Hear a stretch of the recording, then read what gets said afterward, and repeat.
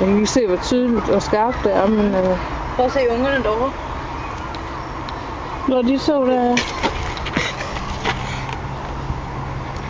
Det var fantastisk. Mm. Og så også, de står sådan to lige ved siden af hinanden, og de bare ikke... Det siger, de virker som de to... Ja, to tvillinger.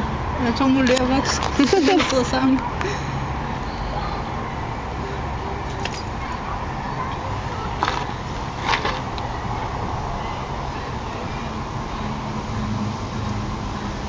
Den er også noget stor, den der giraf der. Mm-hmm.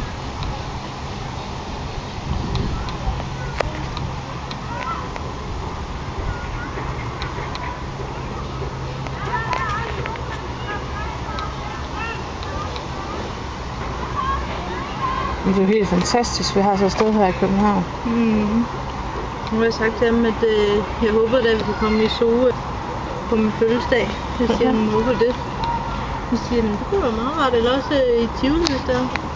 Men Tivoli, den er lukket, tror jeg. Ikke i efterårsferien, der er jo Nå, ja, der er Halloween. Men gider du ind, og der er så meget? Nogle gange, det kommer an på, hvad han vil have, vi skal have. Så nu kommer den der så tæt på. Jeg er jo sådan set ligeglad, det ville være bare meget rart, at jeg kommer enten ud så for dyr, eller komme ind og hygge mig i Tivoli, eller et eller andet. På en fødselsdag, ikke? Ja, når det er en onsdag, så er det jo ikke sikkert, at der er så mange mennesker. Nej. Men det kan jo være, at jeg kan få lukket ham til at spørge, om han ikke kan få lov til at få lidt tidligere fri, eller måske få fri. Så vi kan tage afsted efter, at vi måske mødes inde i byen eller sådan noget.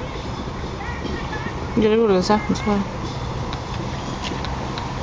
Hun er fuldstændig ligeglad med, at jeg står nu som hende. Ja. Er du ligeglad, Pia? Hvor er du henne?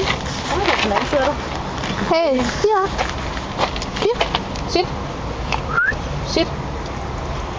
Nu er de bare så dygtige. Ja, det var lige 10. Det var ikke engang 10 sekunder. Nej.